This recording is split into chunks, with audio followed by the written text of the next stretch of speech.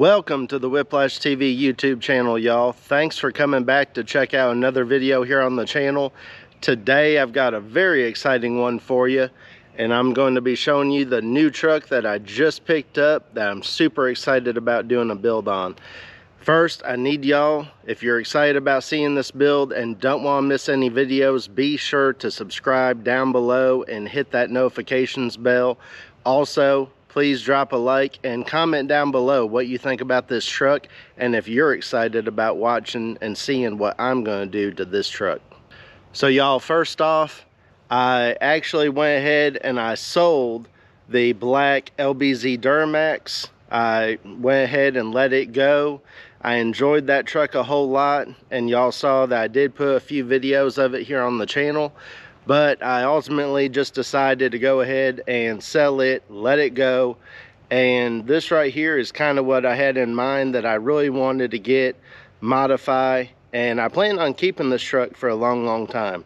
Let's take a look. So as you can see by the thumbnail of the video, this truck has the 6.2 liter V8. It has 403 horsepower and 417 pound-feet of torque from the factory, making it not your average everyday Silverado with a 4.8 or 5.3. And not to throw any shade on y'all that have 4.8s or 5.3s, they are very nice and good trucks and last a long time. I just wanted to have that extra horsepower of the big V8. And for me, it was 6.2 V8 or bust. So I was looking at the GMC Sierra Denali's that are crew cab short bed, and I also was looking at the Chevy Silverados, which they made a few of in the 6.2 V8 version. I found this truck here locally, only about 35 minutes away, which was super nice that I didn't have to drive a long ways for a decent deal and a really good pickup truck. So this truck is actually a one owner truck. So this guy bought it brand new from over here not too far from me at Chevy Land in Shreveport, Louisiana, and he owned it for the entire 12 years of its life. So it's pretty cool that it's a one owner truck, and that also means usually that's very well maintained and well taken care of. The owner of this truck was a Marine. He was also a car collector and also a grandpa. So he took very good care of this truck and also maintained it very well. Took it to the dealership a whole bunch for all the oil changes and things. So as you can see back here, he had all sorts of decals back here from being in the Marines, and I was sure to thank him for his service. And just by looking the truck over, I could tell how well he took care of it. He also had 1955, 56, and 57 Bel Airs, as well as a Buick Grand National GNX. And he also had a 50th anniversary Corvette and a few other cars. All of his rides were in great condition, kept very clean, and this one is no different than those other vehicles. For those of y'all that don't know, these trucks come with a 6L80 6-speed automatic transmission, which was a very big upgrade from the previous generations, and also the early NNBS trucks, which were Vortec Max or 5.3 or 4.8. Those all came with 4-speed automatic transmissions, and I really wanted to have the 6-speed auto. I just like the extra performance. I like how they drive. I like also being able to cruise down the interstate and having those RPMs low. You just get the best of both worlds. So this truck doesn't look like it a whole lot right now, but it is a 4x4 pickup truck. It is not one of the all-wheel drive trucks. It is actually a selectable 2-wheel drive and 4x4. Let's take a look up under the hood and see what we're working with. Y'all, I have not detailed this engine bay, and it is exactly how it came from the previous owner. He kept it very clean, and as I said, he was very meticulous about taking care of his rides. For those of you that don't know, if you have the stock airbox, you can actually find the size of engine that your vehicle came with right here on top of the stock airbox. So what we have here is the engine code L9H, which again is that 6.2 V8, 403 horsepower, 417 pound-feet of torque in its stock form. It is also a flex fuel motor, and it comes with really large 54 pound an hour injectors, which I found very interesting. That's a very big injector and has lots of room to grow, that's for sure. This engine is all stock currently, other than the previous owner put a K&N air filter inside the air box. The previous owner also had it tuned and told me that the governor was off, and when I read that tune, I saw that the governor being taken off was the only thing that was done. So I went ahead and put on one of my Whiplash Motorsports tunes on this truck, and it woke it up a lot. Y'all let me know on this truck if you would be interested in seeing some draggy times of the quarter mile of this truck, both currently and also in more of a stock form, and as I go ahead and do mods to it. Let me know if that's something y'all would be interested in. For those of y'all that are looking at this front end and saying that is not an LTZ grill, you would be right. It had a LTZ painted grill on there, and the previous owner said that he liked the chrome grill better, so he went ahead and changed it. But you know, I'm a color match guy, so you know something's gonna have to be done about that right there.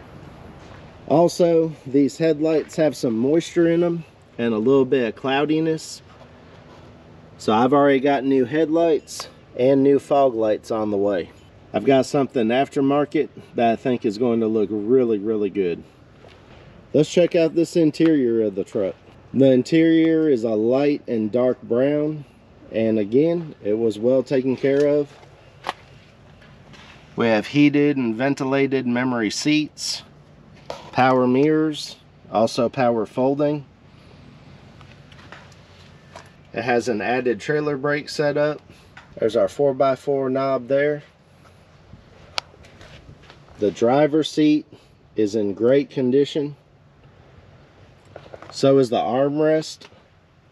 And most of y'all know, if you've looked at these trucks, these armrests are torn up where the driver puts their elbow. But it's all clean. Passenger seat nice and clean.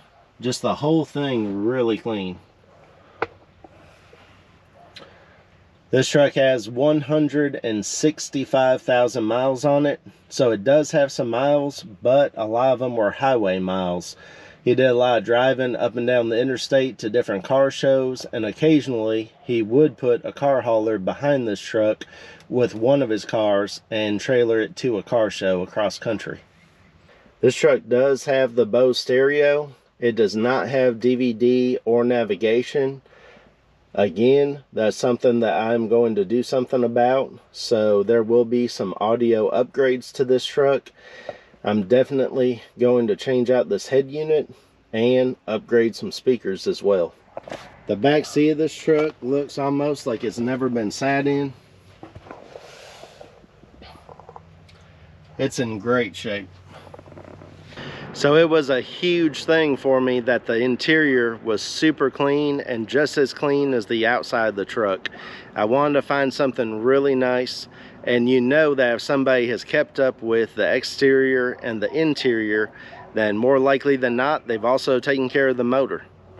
Currently, the stance of this truck is 100% stock, and it has these factory optioned Chevy 20-inch wheels on here. They are actually in really good shape for being 12 years old and look really nice. But I think we're going to have to do something about that and change this thing up. For those of y'all that know me and you've seen my videos, you know that I don't drive stock. So obviously I'm not going to keep this truck at a stock stance or on stock wheels and tires. But I am curious and would like to know, what would y'all do to it? Seeing how it's a 4x4 and set up like this right now, how would you set it up?